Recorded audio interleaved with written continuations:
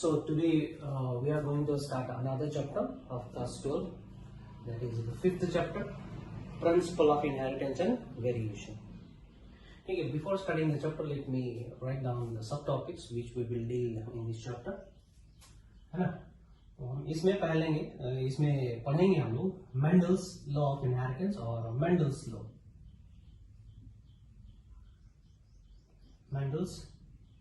Loss पढ़ेंगे, 3 loss पढ़ेंगे.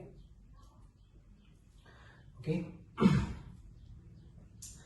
Mendel's law के अलावा कुछ और भी चीज पढ़ेंगे जो मेंडल्स ने नहीं दिया था. ठीक है, like we will study codominance,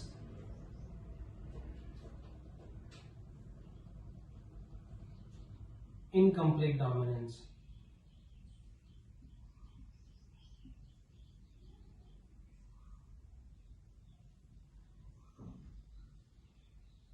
then we'll study interaction of 2 gene,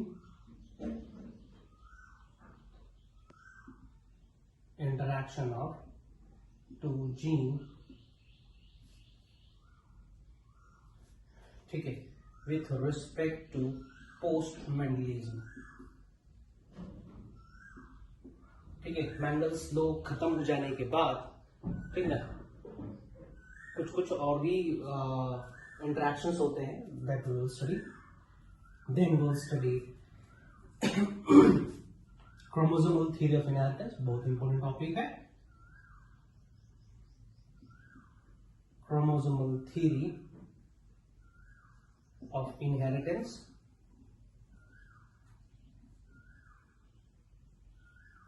Then linkage and recombination. This is another one most important topic. Recombination.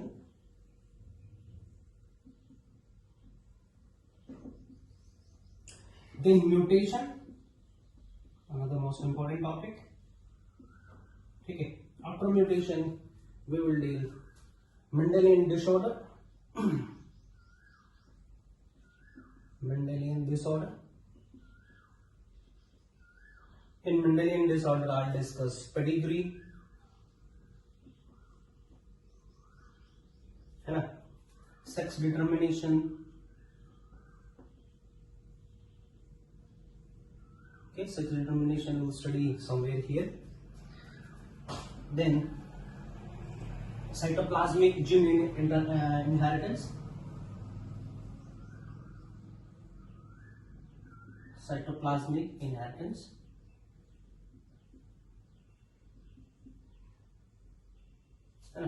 These things we will deal. मोटा मोटी यही सब टॉपिक है जो इस चैप्टर में डील करेंगे हम लोग. मेंडल्स लॉ आप क्लास 10 में भी पढ़े होंगे. 3 मेंडल्स लॉस है.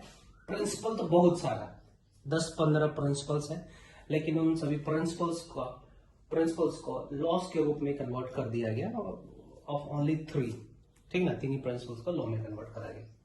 सो आप जानते हैं that is a law of dominance, law of segregation and law of independent assortment. 3 loss थे ना, law of dominance, law of segregation and law of independent assortment, है ना.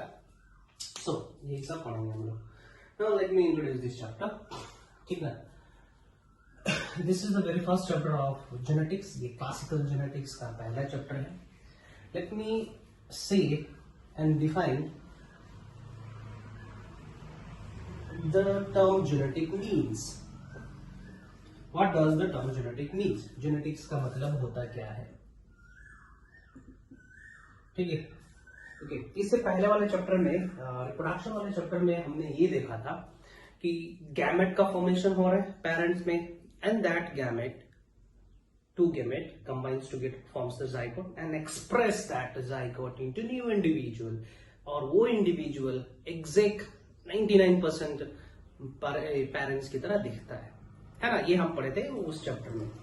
इस चैप्टर में हम जानेंगे कि वो गैमेट में एक्चुअली है क्या, जिसके चलते प्रोजेनी एग्जैक्ट दिख रहे हैं पेरेंट्स के जैसे, है ना. That we will study in this chapter, है ना. तो जेनेटिक्स का डेफिनेशन हो जाएगा, it is inheritance and variation, which moves from one generation to next generation, one generation to next generation. This is a definition for genetics.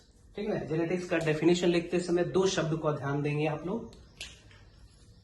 Inheritance and variation. Inheritance means the movement, the passage of gene from parents to offspring. Okay, that is called inheritance. Okay, genetics. Who was known as the father of genetics? Father of genetics. Question आता है यहाँ से. Father of genetics. ठीक है, yes, J. Mendel. Okay, father of modern genetics. Modern genetics. Father of modern genetics, that is Batson. है ना? So ये chapter start करने से पहले I would like to define some of the terms which we will use in this chapter. Okay, terms and definitions हम बता रहे हैं जो इस चैप्टर में यूज करेंगे. You know who has discovered the nucleus?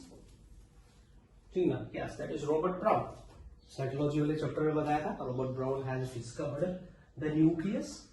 ठीक ना? So this is the nucleus. Okay, nucleus के अंदर होता क्या है? Nucleus has a thread-like structure. ठीक ना? रस्सी की तरह कुछ स्ट्रक्चर प्रेजेंट रहता है ना? इसको हम लोग क्या कहते हैं? Chromatin. This thread-like structure is called chromatin.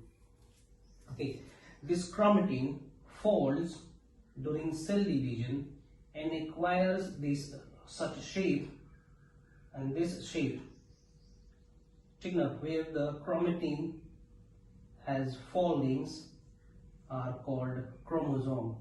इसको हम लोग क्या पुकारेंगे? Yes, this is chromosome.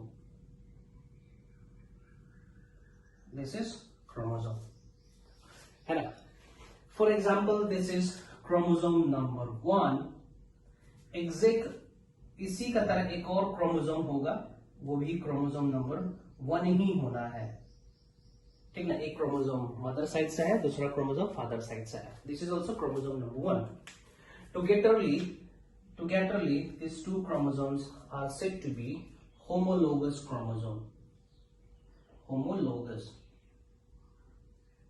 chromosomes. Okay, इसको हम लोग क्या बोलेंगे? Homologous chromosome. नाउ यहाँ पे आप ये आर्म देख पा रहे हो ना? Can you see this arm? Yes, these arms, okay, these arms are considered as or called as the arms of sister. इसलिए इसको हम लोग कहेंगे क्या? Sister chromatids. Sister, CHROMATIDS. ठीक है, इन दोनों को टुगेदरली हम लोग बोलेंगे सिस्टर क्रोमेटिड्स, है ना? बट दिस, यदि हम इसको कंपेयर करेंगे और इसको कंपेयर करेंगे, है ना, then this is called non sister chromatids. क्या पुकारेंगे? Non sister chromatids. Non sister chromatids बोलेंगे इसको. वेरी हो गया. चलिए आगे बढ़ते हैं. और ये जो क्रोमेटिन है, ये जो क्रोमेटिन है इस तरीके से रस्सी की तरह, इसको और रिफाइन करेंगे और डीप में जाएंगे और जूम करेंगे. So you will be able to see such structure. आपको कुछ इस तरीके से स्ट्रक्चर देखने को मिलेगा, where you will find the arrangement of nucleotides. इस तरीके से. Okay, the arrangement of nucleotide. एक न्यूक्लियोटाइड को आप डीएनए बोल सकते हो, डीऑक्सीराइबोन्यूक्लिक एसिड बोलेंगे, है ना? Okay, so the collection of nucleotides in particular manner, in particular sequence, that is called gene, है ना, उसको कहेंगे हम लोग जीन। सो जीन का डेफिनेशन क्या होगा, ध्यान देंगे, gene is nothing but the arrangement of set of nucleotides in a particular manner. Arrangement of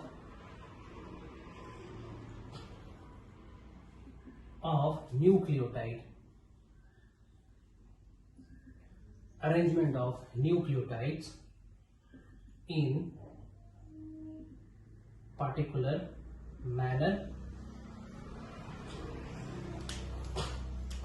manner, which can code for functional protein, इसी को हम लोग जीन कहेंगे। क्या है भैया ये, कुछ नहीं है, it is a sequence of some nucleotide. ये होगा ना एटीजीसी, 4 ही न्यूक्लियोटाइड है ना, तो ये 4 न्यूक्लियोटाइड का इस्तेमाल करके कितना बड़ा सीक्वेंस बन सकता है, ठीक ना। तो एक पार्टिकुलर पैटर्न ऑफ सीक्वेंस को हम एक जीन कहेंगे, ठीक ना। और वो एक जीन एक प्रोटीन बनाएगा, एक एंजाइम बना सकता है ना, दैट इज कॉल्ड जीन। चलिए, फॉर एग्जाम्पल ये क्रोमोसोम 1, ये दूसरा क्रोमोसोम 1, है ना। यहां पे एक जीन प्रेजेंट है, फॉर एग्जाम्पल से one gene is present in this position, ठीक ना। यहाँ पे एक जीन प्रेजेंट है, से SBE1 जीन, ठीक है, SBE1 gene. This is chromosome number 1, this is also chromosome number 1। सो यहाँ पे भी सेम लोकस पे SBE जीन प्रेजेंट रहेगा, ठीक ना। हम लोग उस क्रोमोसोम समझेंगे मोटा मोटी की एक क्रोमोसोम दूसरे क्रोमोसोम का फोटोकॉपी है ना, फोटोकॉपी, यही समझेंगे हम लोग उस क्रोमोसोम। सो इस लोकस पे, लोकस कहने का मतलब position of gene on the chromosome, that is called locus. Position of gene on the chromosome is called locus. For example यहाँ पे कोई एक जीन है SBE1, तो सेम लोकस पे वही जीन प्रेजेंट रहेगा SBE1। नाउ दोनों जीन प्रेजेंट है इंडिविजुअल के अंदर, एक्सप्रेस कौन करेगा, ये वाला एक्सप्रेस करेगा कि ये वाला एक्सप्रेस करेगा, ठीक है। तो डिपेंड करता है भैया कि इन दोनों जीन में से विच जीन, इन दोनों जीन में से, ठीक है, which one gene has the dominant property. Dominant property किसमें है, ठीक है, डोमिनेंट प्रॉपर्टी किसमें है। सो यहाँ पे SBE के लिए कुछ ये सीक्वेंस होंगे, यहाँ पे भी SBE के लिए कुछ इस तरीके से सीक्वेंस होंगे। सी, ये भी एक पार्टिकुलर प्रोटीन को कोड करेगा, ये भी एक पार्टिकुलर प्रोटीन को कोड करेगा, ठीक ना। एट ए टाइम, एक समय में इन दोनों को हमें पुकारना होगा, तो हम क्या पुकारेंगे, this two will be called as allele. क्या बोलेंगे इसको, एलील कहेंगे या फिर एलिलोमॉर्फ कहेंगे, एलील और एलिलोमॉर्फ कहेंगे। So allele is nothing but, ठीक ना, two form of a gene, so allele का डेफिनेशन दे रहे हैं यहाँ पे। हाँ, क्वेश्चन आता है, who has given the term gene, so Johansen has given the term gene. Allele term has given by Batson, and definition for allele is it is two form of the gene, ठीक है। एक gene का दो form होता है जिसको हम लोग एलील कहते हैं, where one may be dominant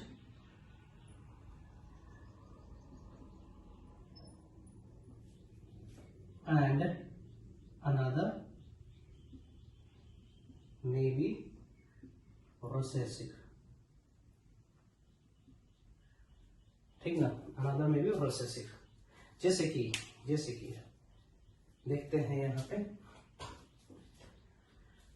for example SB1 gene था ना, for example this is capital S, एक जीन हो गया। अब मान के चलिए यहाँ पे जो जीन होगा दैट इज स्मॉल s, है ना। जीन तो सेम ही है ना, लेकिन इन दोनों का फॉर्म अलग अलग है।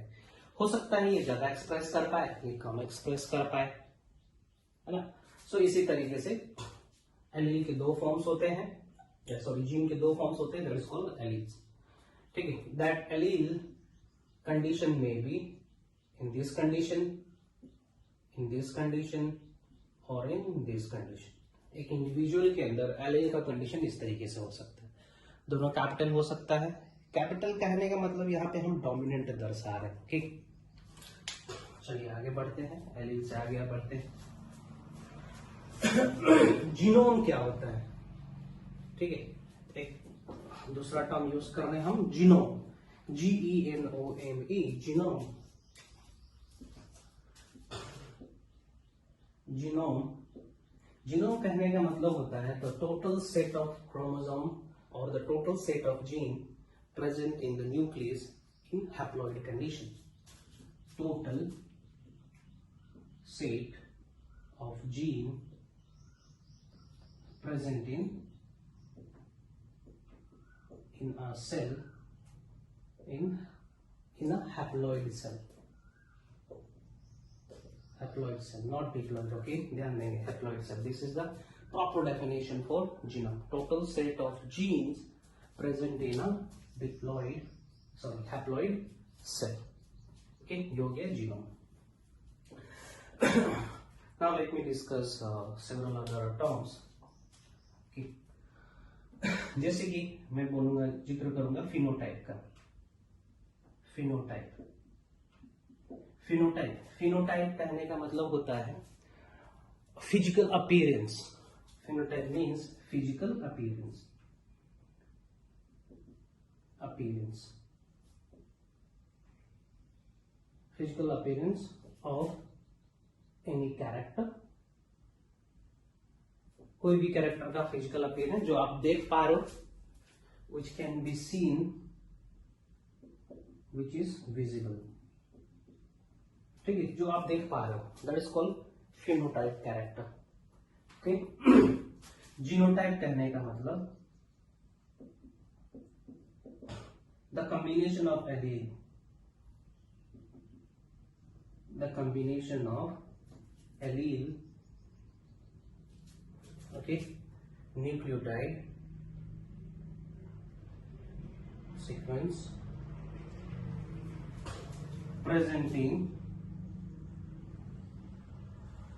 present on chromosome or nucleus। ठीक है, दैट इज कॉल्ड जीनोटाइप। और जीनोटाइप को हम देख नहीं पाते हैं, ठीक ना, it can't be seen, it can't be seen. ठीक है, जिससे फिनोटाइप हम बोलेंगे टॉल, ड्वार्फ। आप देख पाओगे ना, टॉल मतलब लंबा, ड्वार्फ मतलब छोटा, देख पाओगे। Now this tallness is because of this gene and dwarfness is because of this gene. तो आप कैपिटल टी सेल के अंदर देख पाओगे क्या? नहीं। कैपिटल टी स्मॉल टी देख पाओगे क्या? नहीं। स्मॉल टी देख पाओगे सेल के अंदर? नहीं, है ना।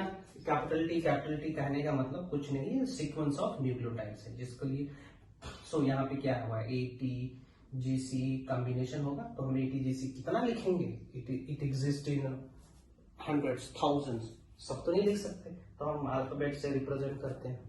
तो क्या ये जीन आप ये न्यूक्लियोटाइड सीक्वेंस देख पाओगे? नहीं। The particular sequence of nucleotide, उसी को हम लोग जीनोटाइप कहेंगे। ओके, नेक्स्ट ये हो गया genotype, phenotype. Dihybrid and monohybrid बताते हैं।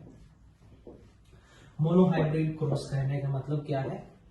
When a cross is done by considering only one character at a time, that is called monohybrid cross। Class 10th में कुछ पढ़े होंगे आप लोग।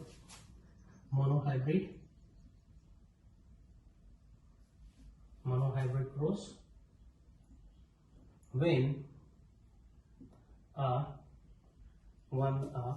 cross is done with one character। ठीक है, जैसे कि कैपिटल टी हो गया, स्मॉल टी हो गया। हमने पौधे में सिर्फ और सिर्फ हाइट कंसिडर करनी है, और हाइट कंसिडर करके हमें आगे की ओर अपना ब्रीडिंग प्रोग्राम को कैरी आउट करना है ना। पौधा है, पौधे में तो सिर्फ हाइट ही नहीं होगा, फ्लावर भी होगा, बीज भी होगा, है ना, पोड शेप भी होगा, पोड कलर भी होगा, बीज का कलर भी होगा, बहुत सारा होगा। लेकिन हमारा कंसर्न क्या होगा? हमारा कंसर्न ये होगा कि हम सिर्फ और सिर्फ एक ही कैरेक्टर को अपने ध्यान में रखें। That is called monohybrid cross. Dihybrid का मतलब क्या हो जाएगा? Dihybrid means performing the cross by considering two character at a time, दो कैरेक्टर्स को, ठीक है, एट ए टाइम, दो कैरेक्टर को एक साथ लेके हम हाइब्रिडाइजेशन कर रहे हैं। That is called dihybrid cross. जैसे कि मान के चलो हमने, ठीक है, R stands for C, round shape of seed, ठीक ना। हमने बीज में दो कैरेक्टर लिया, एक कैरेक्टर उसका शेप, दूसरा कैरेक्टर उसका कलर, तो हमने दो कैरेक्टर कंसिडर किया है at a time. That is called dihybrid cross. Trihybrid मतलब तीन कैरेक्टर को साथ में लेके हम अपना एक्सपेरिमेंट करेंगे। That is called trihybrid, polyhybrid, so on. Now let me say what is homozygous, heterozygous, what is dominant, what is recessive, ठीक है, ये सब डिस्कस करते हैं थोड़ा।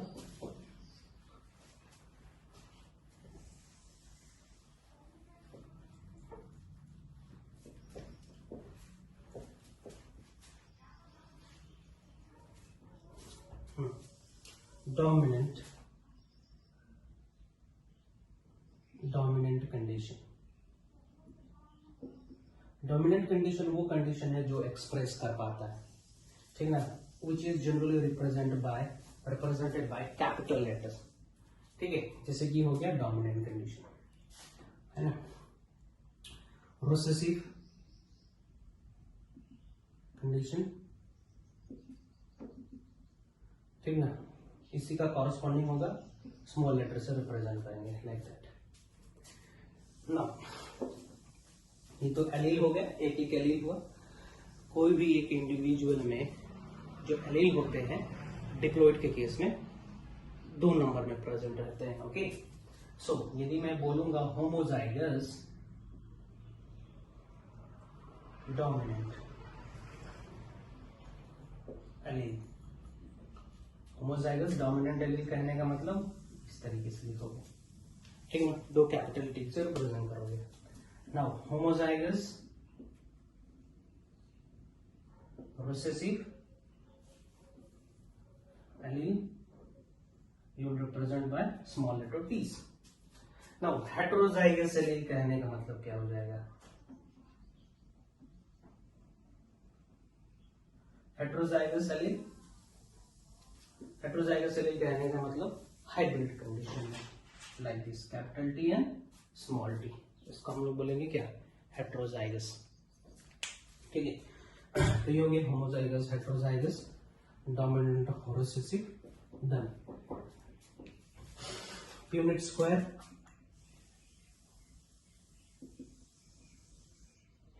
ठीक है, प्यूनिट स्क्वायर एक स्क्वायर है जिसका इस्तेमाल हम लोग करते हैं in order to find out the possible progeny of two parent, ठीक ना। Okay, for example capital T, small T, capital T, है ना। तो इस स्क्वायर के अंदर हम पॉसिबल प्रोजेनी बनाने की कोशिश करते हैं, ठीक है। So this square is called Punnett square. Definition नहीं पूछता है, बस आप जान लें, एक हाइपोथेटिकल स्क्वायर है जिसके अंदर हम पॉसिबल प्रोजेनीज को बनाते हैं। ओके, ना F1 प्रोजेनी का मतलब, F2 प्रोजेनी का मतलब, F1 प्रोजेनी, फॉर एग्जाम्पल ये पेरेंट था, यहाँ पे एक पेरेंट ये है, यहाँ पे दूसरा पेरेंट ये है, ठीक ना, ये दोनों पेरेंट हो गए। इन दोनों पेरेंट के चलते कितने ऑफस्प्रिंग आए, इतने ऑफस्प्रिंग आए, इन सभी ऑफस्प्रिंग को बोलेंगे offspring of first generation, if one progeny और if one generation, filial one बोलते हैं इसको, ठीक ना। पहला प्रोजेनी, पहला जनरेशन, F2 दूसरा जनरेशन, F3 तीसरा जनरेशन, ठीक ना, that is second generation. Second generation कैसे आएगा?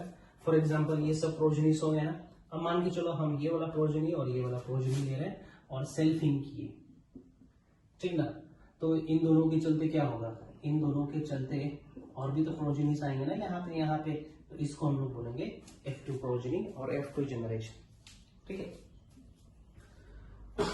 ना। हाइब्रिड हो गया और कुछ छूट रहे हैं यहाँ पे।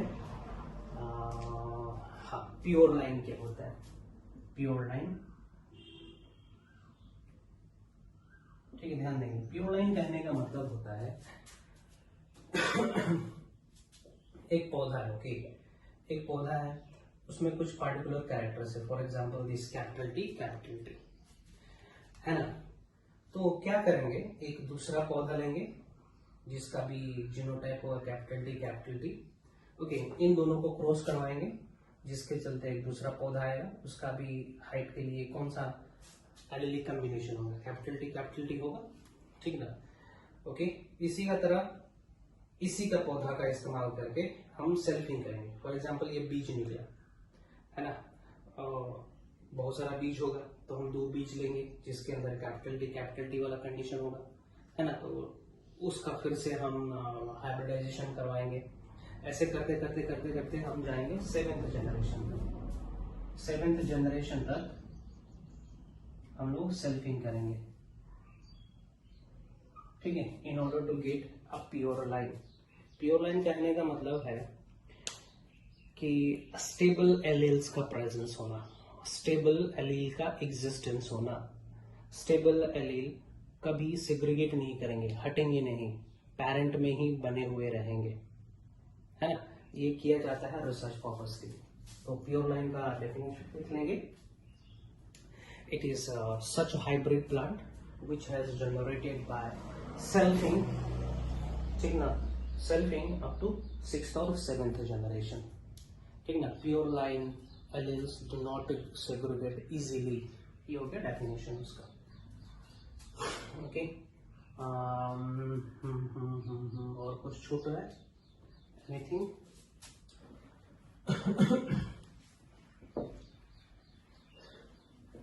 नो, ठीक ना। तो ये हो गया आपका टर्म्स। और चलिए इसके बाद हम लोग आते हैं मेन जेनेटिक्स पे। सो जेनेटिक्स का काम पॉपुलरली जाना जाता है कि मेंडल ने स्टार्ट करा था, ठीक है, इसलिए मेंडल को कहा जाता है फादर ऑफ जेनेटिक्स। लेकिन ऐसा नहीं है, ठीक ना, it is not like that, ठीक है। मेंडल के काम करने से पहले भी बहुत आदमी लोग, साइंटिस्ट नहीं बोलेंगे, बहुत आदमी लोग इस पे काम कर रहे थे, ठीक है, नाइट्स थे, है ना, जो काम कर रहे थे उनका रिजल्ट नहीं आया, इसलिए they are not recognized. Mendel's का काम भी रिकॉग्नाइज कहाँ हुआ था, है ना, उनके मरने के कई साल बाद रिकॉग्निशन मिला उनके काम को। जब माइक्रोस्कोप बन गया, लोग मियोसिस माइटोसिस स्टडी करने लगे, तब जाके मिला। सो हम अगले सेक्शन में स्टार्ट करेंगे मेंडल्स का काम। चलिए मेंडल्स पढ़ते हैं हम लोग। मेंडल ने पी पे काम करा, मटर पे काम करा था, okay. Mendel he worked on Pisum sativum,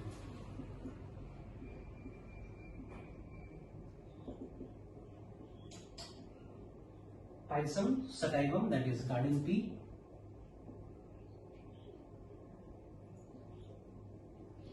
ठीक ना। गार्डन पी खाने वाला पी जो होता है मटर, फॉर 7 years, 7 साल तक काम करा उन्होंने, फ्रॉम विन टू विन, फ्रॉम 1856 to 1863, ठीक है ना। 1856 से लेके 63 तक उन्होंने काम करा और बहुत सारे प्रिंसिपल्स दिए उन्होंने। उन्हीं प्रिंसिपल्स को बाद में लॉस का नाम दे दिया गया बाय डिफरेंट साइंटिस्ट। ओके, हाँ। He considered 7 distinguishable character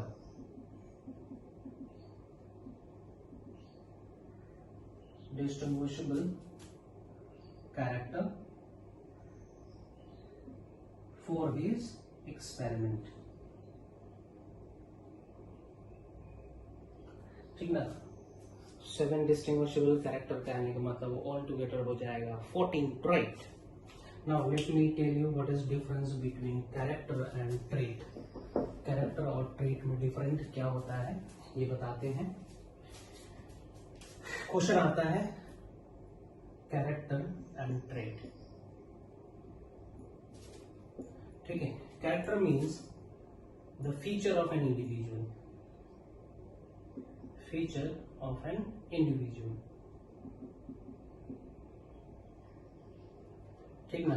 जैसे कि हाइट, एग्जाम्पल स्टेम हाइट। ठीक है, कुछ भी हो सकता है height, stem height, flower colour.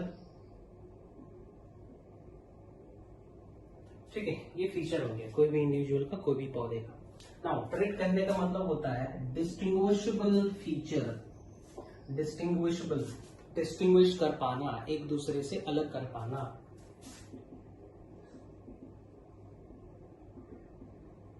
Distinguishable feature of an individual. Example जैसे कि स्टेम हाइट, तो tall, dwarf, tall and dot हो गया ना डिस्टिंग्विशेबल फीचर। यदि स्टेम हाइट क्या है, टॉल है, आपका दिमाग में डायग्राम बन जाएगा कि हाँ टॉल है, शॉर्ट है, छोटा है। ठीक ना। फ्लावर कलर वायलेट है, रेड है, येलो है, तो आपके दिमाग में एक क्लियर कट आइडिया हो जाएगा ना कि हाँ भैया कलर है तो किस रंग का है। The flower is colourful, okay I got colourful, लेकिन किस कलर का। The flower is colourful, that is a character. Colourful एक कैरेक्टर हो गया, लेकिन किस रंग का है, that is the trait of that flower. ठीक, ये होता है trait of character. Now so Mendel from the beginning he used something around 34 characters। 34 character उन्होंने इस्तेमाल करा था स्टार्टिंग में, बाद में उन्होंने 22 करा था, लेकिन ultimately he worked out with 7 characters. अभी हम बताते हैं वो कौन सा 7 कैरेक्टर्स इस्तेमाल करा था अपने रिसर्च पर्पस के लिए, है ना। So characters and trait used by Mendel in pea plant for his study। ठीक है, 7 मतलब all together how many trait he has selected? 14। So he selected 7 character, that is 14 contrasting traits, and he selected 14 pure line plant। 14 plant select करा था उन्होंने। कैसे बता रहे हैं अभी यहाँ पे।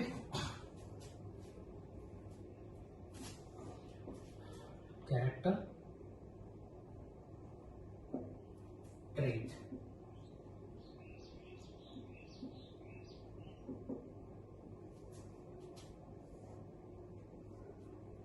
है ना।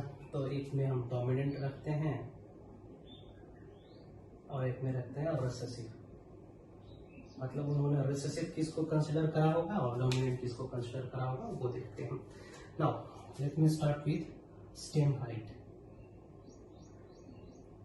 स्टेम का हाइट, ठीक है। तो कैसा कंसिडर करा था स्टेम का हाइट उन्होंने, टॉल, ठीक है, टॉल। रिसेसिव में हो जाएगा ड्वार्फ, ओके। नेक्स्ट दूसरा, तो टॉल के लिए पौधा अलग होगा, ड्वार्फ के लिए पौधा अलग होगा। स्टेम हाइट हो गया। ये क्या होता है? फ्लावर पोजीशन, लेकिन से फ्लावर पोजीशन, फ्लावर पोजीशन समझ पा रहे हो? फ्लावर पोजीशन मतलब क्या होता है? फ्लावर का पोजीशन टिप पे है या फिर एक्सियल पे है, ठीक ना? So terminal and axial, terminal axial, axial को डोमिनेंट कंसीडर करा था उन्होंने, टर्मिनल को recessive. Now 3 flower colour, flower का colour violet and white. 4th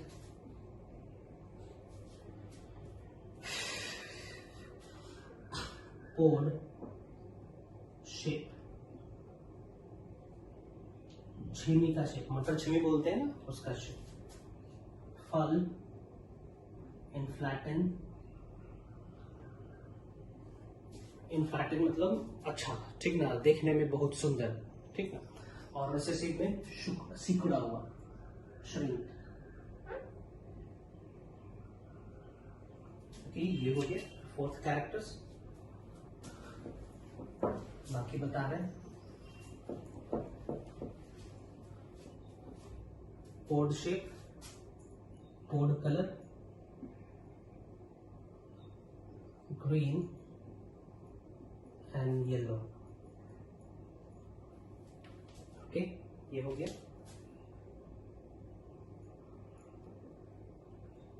6 yes, seed, seed colour, seed का कलर, मटर का बीज का colour, that is green and yellow, green and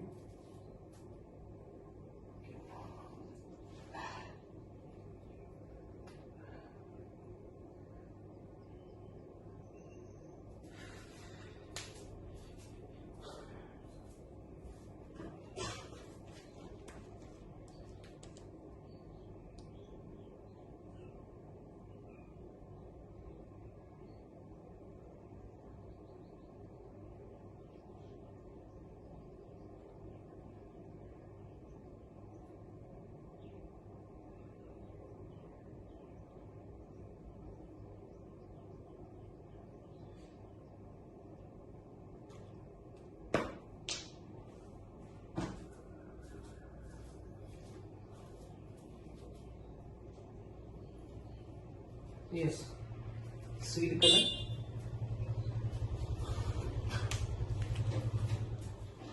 seed color dominant is yellow and recessive is green. Don't make confusion, ठीक ना, बार बार question यहीं से आता है। And the last one is seed shape, ठीक है, seed shape round डोमिनेंट के लिए रखा गया था और wrinkle प्रोसेसिव के लिए, है ना। तो याद रखेंगे, सबसे ज्यादा क्वेश्चन पूछा जाता है यहां से ये, ठीक है। और ध्यान रखेंगे ये सीड शेप वाला जो जीन था वो प्रेजेंट था क्रोमोसोम नंबर 7 पे, okay. Stem height, flower position, okay, seed shape, seed colour, यहाँ से ज्यादा क्वेश्चन आता है।